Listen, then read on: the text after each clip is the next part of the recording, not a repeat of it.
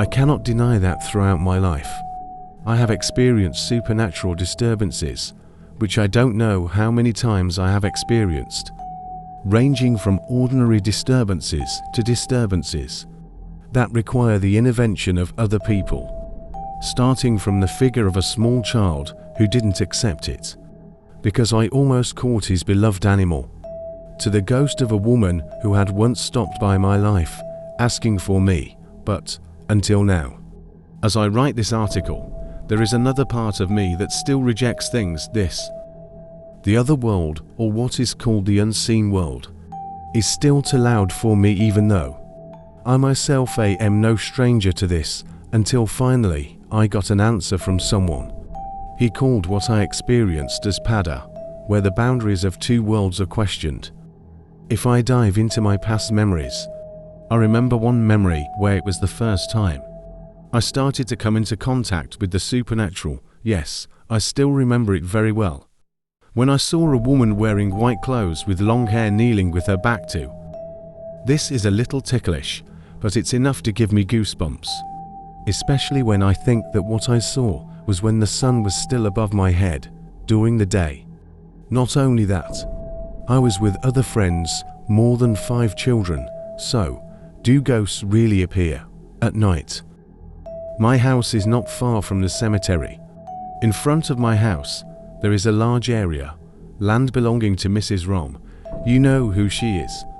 From Mrs. Rome's land, you can see directly towards the cemetery gate, where I saw the mysterious woman.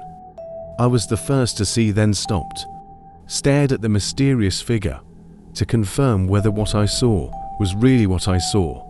I then called my cousin and asked him, "What is that?" My cousin also stared, confused. Looking together, there was a desire to approach, seriously. At that time I was already walking slowly closer, perhaps curious. But fortunately at that time my cousin stopped. He preferred to call my aunt, my grandfather, who happened to be gardening next to me. I went to my grandfather, together with my cousin. We forced the old man, who was quite old, to look at the figure of a woman whose back was to us, right in the grave area. When we showed it to him, the figure was gone, disappeared, really wasn't there. The place, strange. My cousin and I were stunned. Grandfather grumbled, angrily said that we were pranking him. I asked my cousin to confirm whether my vision was deceiving. My cousin only answered that what I saw he also saw. But how could this mysterious figure disappear? Who knows? Until now, every time I remember this, I'm amused and can't stop thinking. Then, as I get older, I still try to think rationally, even though my experience with the world that is increasing. This is where I met Bono, someone I will tell you about today. The first time I met Bono was because my friend, a woman, a co-worker, was being pelleted by a man. My friend said that for a week he felt strange. He felt that every night he saw an old woman standing in front of the boarding house window. Not only that, when he was in the bathroom, he sometimes felt he was being watched. Something was looking at him from above the roof gap. Its shape resembled a figure wrapped in a shroud that had a foul smell, very rotten, but every time she is next to a man, let's say, Donny, she feels safe. My friend just said, "Take me here." It was almost midnight. I felt strange. The child wasn't usually like this. Out of pity, I finally went to pick him up, and when I arrived in front of his boarding house, I saw him crying. After that, he asked me to leave immediately. Without paying attention to what was in his room, I just obeyed.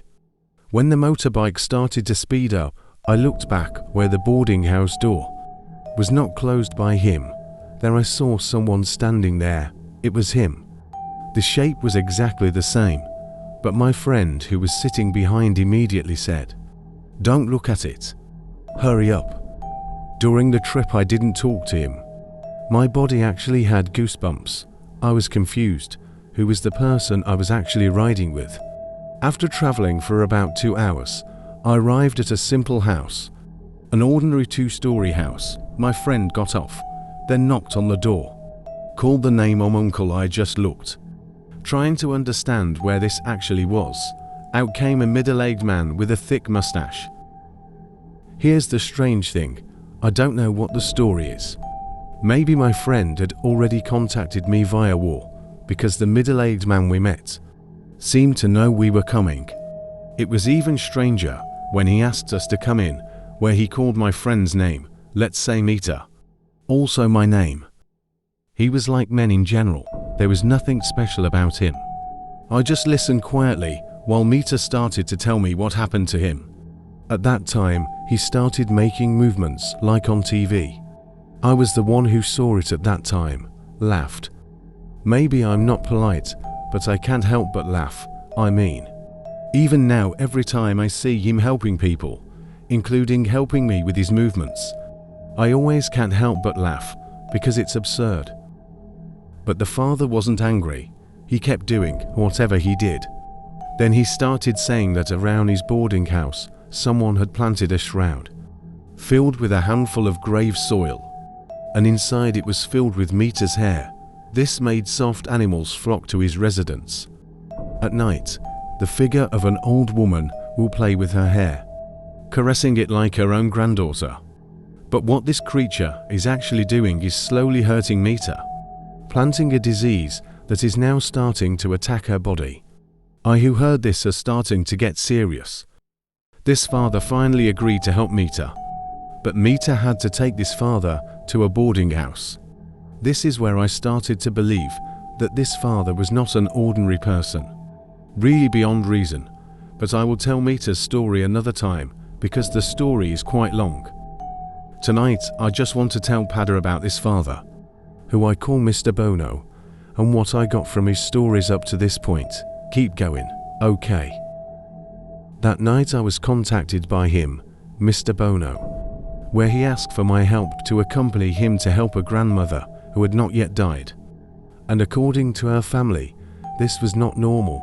I who listened reasoned that I was out of town. Suddenly Mr. Bono said, okay then, I'll send greetings to your mother who is cooking rawan in the kitchen. Shocked, how did this person know?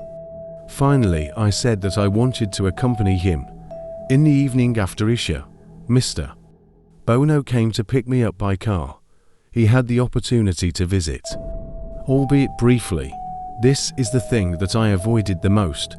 Mr. Bono took a glance and immediately knew where the people in my house lived. Yes, my house is also quite scary actually. We left when it was midnight, at my friend's house. Mr. Bono immediately sat down and asked about the grandmother he was telling me about. Here I came to understand that people like Mr. Bono find out information only by needing her name, then he knows everything. Even when the grandmother was still young, starting from her naughty nature to the time when she was married more than 5 times. Here I am really amazed, but also horrified. She even knows what creature is currently beside the grandmother, even though we haven't entered the room yet. Here I also found out that the way he helped was using perfume. So there were 5 types of perfume that he brought and they all had names. Unfortunately, I didn't remember it because a little of it was in Arabic, but there was one in Javanese. Well, from here we started to get a little serious. While joking with the host, I watched Uncle Bono smear his palms with a small bottle of the 5 oils he brought. He just applied it. The fragrance immediately filled the room. But who would have thought that when he was actually having a dialogue with the host, Uncle Bono is looking at the whole environment. He doesn't want to be left behind. That's what he said, because before he acts, no one knows how creatures like them act.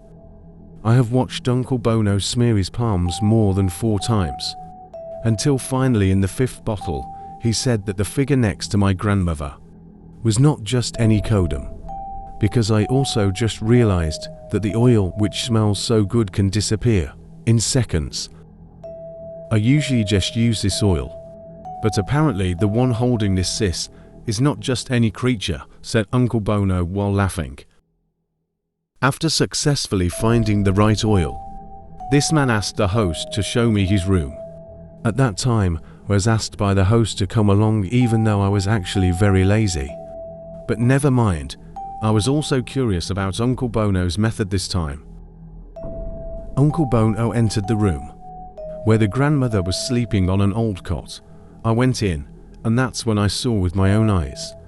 The grandmother, who was sleeping on the cot, immediately sat up and glared at me while asking, "Who is that?" I still remember his face. Uncle Bono immediately shouted, "Don't come in yet." My heart felt out of control. My body immediately became cold, while the host said that let alone sitting, even moving my body parts had to be helped. Here I was quite surprised to hear that. Uncle Bono had a dialogue with this old woman for quite a long time. The host and I just listened from outside. Strangely, with Uncle Bono, this old woman was very kind, even though usually with new people or people who had previously asked for help, it was never like this. Only then did Uncle Bono let us in. That's when I could see the emaciated body of this old woman with legs that were black, as if they were burnt. Her condition was really pathetic. I couldn't bear to look at it. This woman just said, "Choke me. Please son, Patano no Amy. I'm Wes Ross Strong. I'm Wes Ross Strong, please son, just kill me. I'm no longer strong. I'm no longer strong." The old woman kept screaming like that. Uncle Bono then had a dialogue with Mr. The house asks, "Does he have a teacher?" None of his children knew. Uncle Bono couldn't guess further. Then Uncle Bono pointed to the corner of the room. There he said, "The shape is very ugly. This is the teacher's codum, which fell accidentally. It's a pity, because the old man didn't know that he was being followed." After discussing with the host to find the best way, he finally agreed that Uncle Bono would take it by force. He massaged the old woman's leg, which actually couldn't be moved, while asking the host, "Have you ever disturbed me?" One of the children answered, "Uncle. Sometimes he likes to call, but his voice doesn't sound like his mother's voice. He likes to tease at night." Uncle Bono just nodded. I was curious and asked, "How do you call me?" This is where the host tells the story. When he was sleeping alone in his room, he suddenly heard a voice, "T, wake up T. Come here son." Mother Mrs. Sumiotti finally woke up. She looked for the source of the sound, which apparently came from the old woman's room. Mrs. Sumiotti slowly approached. She stood in front of the door intending to open it, when he touched it. Then from behind the door, a booming voice was heard, "Don't you feel sorry for me? I'm hungry." The voice was like a man's voice. Finally, since that incident, every night before going to bed, Mrs. Sumiotti prepares food on a plate, just puts it in the room, and strangely enough the food runs out by itself, even though the old woman can't move at all. Uncle Bono continued to massage. Then slowly, the woman started to scream like she was in pain. Even though Uncle Bono only touched her skin, but it felt like the woman's screams were like her body was being skinned. The woman's children left the room, unable to bear it, seeing his mother tormented like that. I accompanied Uncle Bono during the process. It took a long time, until finally the old woman finally came. Uncle Bono then made sure that no one was holding this woman back. So Uncle Bono asked for used clothes from this old woman. Uncle Bono said, "This codum, which I don't know whose it belonged to, was accidentally dropped." Plus apparently this old woman secretly demonstrated something that Uncle Bono couldn't tell. But he only said that when she was young, this woman was very, very naughty. So she had to reap the benefits as a result. But Uncle Bono felt sure that this time it might not be long before this old woman could leave in peace. He had already brought the codum, kept it inside his body to be released in his house. I, who heard the story from his mouth, sometimes felt confused. Uncle Bono never asked for fees, Never asked for anything. He said he really liked helping. That's what made him feel alive. When Uncle Bono was young, he had tried very black magic. But over time, Uncle Bono believed that black and white were not much different. He even told about his experience of helping a father who wanted to look for a gift. Uncle Bono helped, complied with his request, but he advised, an agreement with a creature like that is not worth the results. But the father didn't care. He wanted to get rich again. That's when Uncle Bono realized that humans were nothing more than creatures who knew nothing about the vastness of the world that could be seen and not seen. Ia igmaminta pasagen ichu menjurit. Melalong Nairis Gila, Sotakonia Menelak Pasagen Ichu Setala Dipali Hot Kanapa, Yong Harris Diabea, Dimana Didalam Semadinya, Iameli Hat Anak Perempuan Pertamanya Dikobik Kabiko Laboya, Chulang Belu Longnya Disasokan Untug Siaya, Sabagai Ganti Harta Igbisa Diberikan, Tapi Ichu Wadala Kisa Masal Lolo Wombono. Now he chooses to work in a drug factory, while occasionally helping people. To be honest, Uncle Bono is one of the people I respect the most. Apart from being a father figure, he can also be a friend. He has a lot of experience about the world.